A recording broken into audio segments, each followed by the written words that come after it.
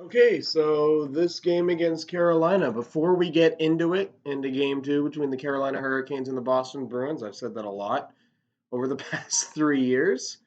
However, before we get into that, first things first, I hope both Lindholm and Ronta are okay.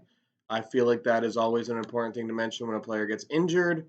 I think the refs made the right call on both plays, actually. As much as I was initially angry at the Ronta collision, I don't think there was any definitive proof to make that more than just a 2 minute minor for goaltender interference.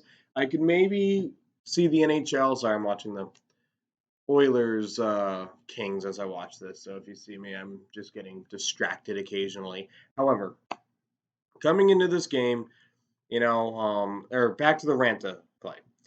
So the Ranta play, honestly, when it came to McAvoy, I think it was McAvoy who hit him. No, it was Pasternak.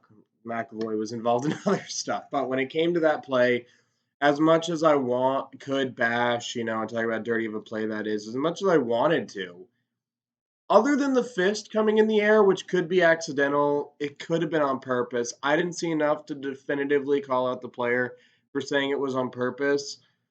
It wasn't a penalty, and as much as, Rod Brind'Amour, I hate to disagree with Rod Brind'Amour in anything ever, because why would I want to? But when Rod Brind'Amour said, how come, our goalie's out and it's still only a 2 minute minor, because I felt like it was only a 2 minute minor for goalie interference, and one thing I don't like that the NHL does is they're reactionary to an injury. And I don't think you should be reactionary to an injury. So fair play to the refs there. Svechnikov's hit, it was just a beautiful hit. And, I hope Lindholm's okay. His head smacked the ice. You never want to see that. As much as I loved the hit when it first happened, I do hope Lindholm was okay.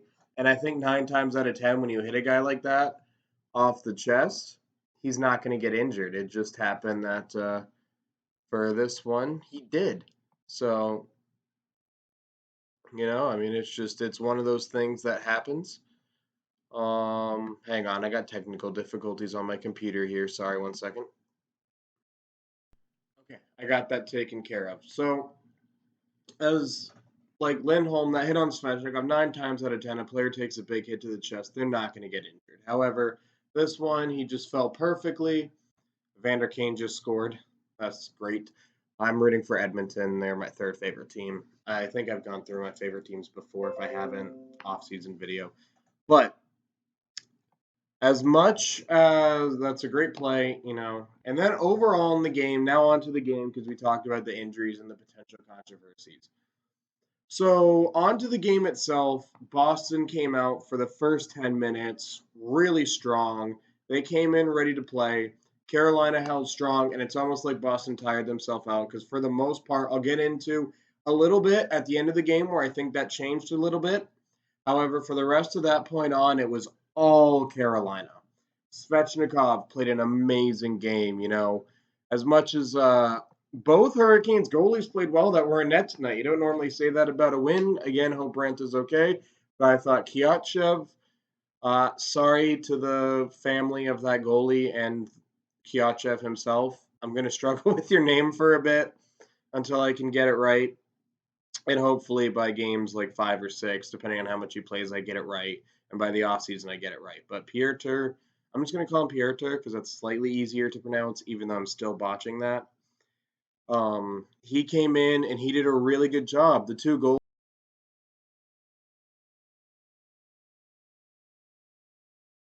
bugging out. I may have to get a new laptop soon, boys. But yeah, as much as I could blame Pieter, Pieter came in and he played amazing. It's just, yeah, I thought he played a good game. The 2 goals weren't his fault. Great work for Pieter.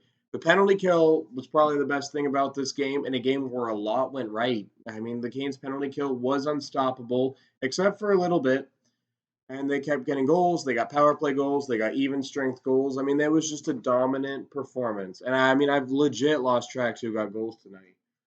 But I want to go in and just read off the goals. Sebastian Aho gets one. Slavin got an assist. I mean, Slavin, another great defensive game by Slavin, which is just what he does.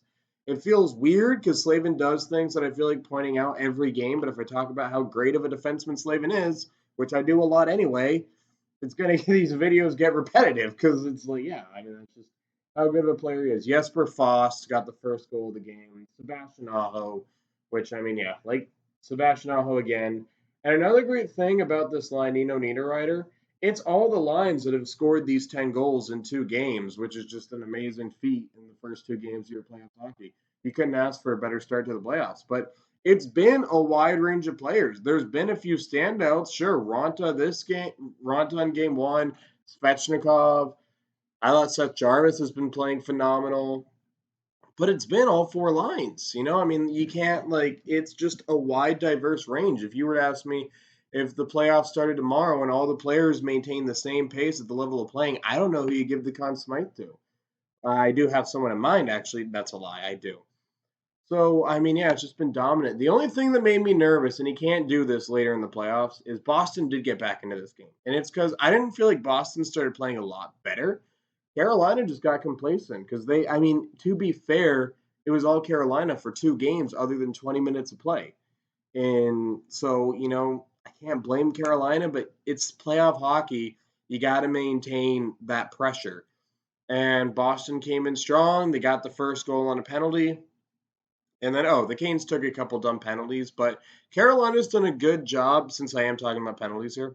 Carolina's done a good job to the point where you can occasionally make a play, Svechnikov's penalty, for example, which might have been a power play goal, where you can take a good penalty to prevent a goal, because a penalty is better than a goal. And Carolina's penalty kill has been so good, they can trust themselves to do better. So, yeah. But yeah, Boston got back into this game after the first goal. Bergeron scored 2. It says a lot about Bergeron. He struggled this game, and he came in here and he had another solid game.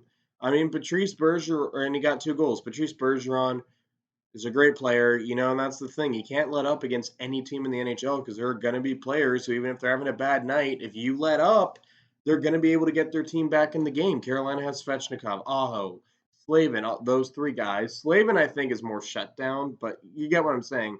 Pittsburgh has Crosby Malkin. Colorado has McKinnon. Edmonton has McDavid.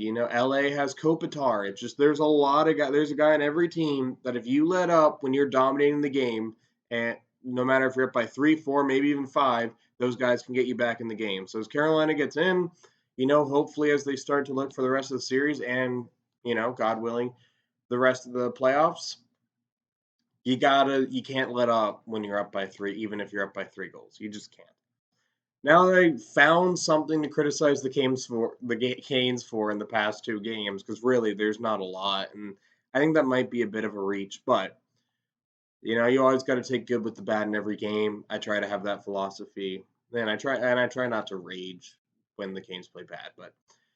But now it's time to award Hurricane of the game, and honestly, I got to give it to Nino. Nino's been a beast the past 2 games. And honestly, Svechnikov, even Slavin, maybe even Tony DeAngelo, they were all contenders for this spot. Genuinely, every single player.